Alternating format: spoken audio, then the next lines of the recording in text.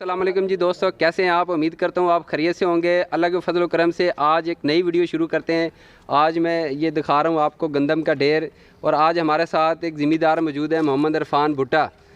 265 चक तहसील फोटाबास के ये रैशी हैं। 257 चौक में यहाँ पर इनका डेरा है, यहाँ पर रहते हैं। इनसे पूछते हैं फसल के बारे में, गंदम की फसल इनकी कैसी हुई है और क्या हिसाब किताब है गंदम का आजकल। जी इरफान भुट्टा साहब, क्या हाल है आपके? ठीक ठाक भाई जी, तुसी सुनाओ।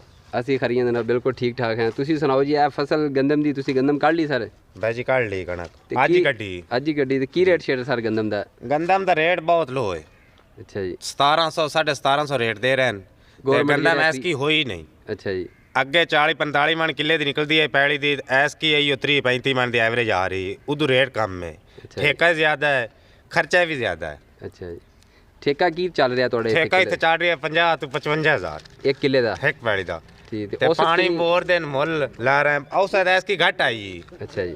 बड़ी ज्यादा घट आई। बारिश हनेर दी वजह नाल ना कणकां डिग पईयां ਅੱਛਾ ते उस दी वजह नाल जेड़ा ये औसत घट आई। ਠੀਕ। जे गंदम डिगे ना तो मुड़ 40-45 मन निकल जावे, इसकी बहुत औसत घट आ रही है। एक कनक किदाई किदाई किसी एरिया चोलस्तान वाली साइड ते 20-22 मन कणक दी औसत आ रही, 15 मन ही आ रही। ਠੀਕ। ये आबादी दी जेड़ी 265 दी कणक है हकड़ा दी, ये मुड़ भी ठीक रह रही थी। 35 मन 40 मन निकल रही थी, 35 मन।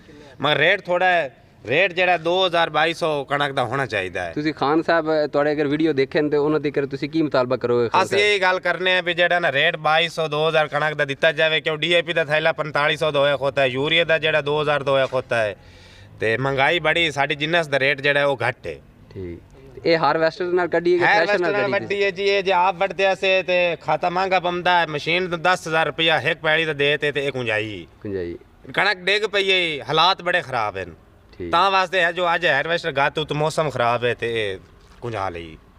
ਠੀਕ। ਇਹ 20 ਪੈਲੀਆਂ ਦੀ ਕਣਕ ਹੈ ਜੀ। 20 ਪੈਲੀਆਂ ਦੀ? ਹਾਂਜੀ। ਤੇ ਕਿੰਨੀ ਕਣਕ ਹੋਈ ਸੀ? ਇਹ ਵੱਧ ਤੋਂ ਵੱਧ ਕਣਕ ਹੋਈ ਤਾਂ ਕੋਈ 500 ਮਣ ਹੋ ਜਾਸੀ, ਦੋਵੇਂ ਟਿੱਕੀਆਂ।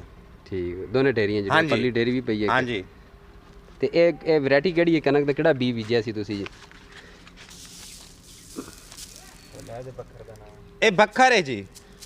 ਬੱਖਰ ਕਣਕ ਸੀ? ਹਾਂਜੀ, ਸਾਨੂੰ ਤਾਂ ਬੱਖਰ ਬਣਾ ਕੇ ਦਿੱਤੀ ਨੇ, ਮਗਰ ਲੱਗਦੀ ਕੋਈ ਹੋਰ ਹੀ ਹੈ ਅੱਛਾ ਜੀ। ਜੀ। ਤੇ ਇਹ ਇੱਕ ਕਿੱਲੇ ਦੇ ਵਿੱਚ ਕਿੰਨਾ ਕੁ ਤੁਹਾਡਾ ਖਰਚਾ ਹੋ ਗਿਆ ਹੈ ਇਹ ਕਣਕ 1 ਤੇ? ਕਿੱਲੇ ਦੇ ਵਿੱਚ ਖਰਚਾ ਜੀ, ਠੇਕਾ ਪਾ ਵੀ ਤੇ ਫੋਰ ਤਾਂ ਕੁਛ ਨਹੀਂ ਬਚਦਾ। ਅੱਛਾ।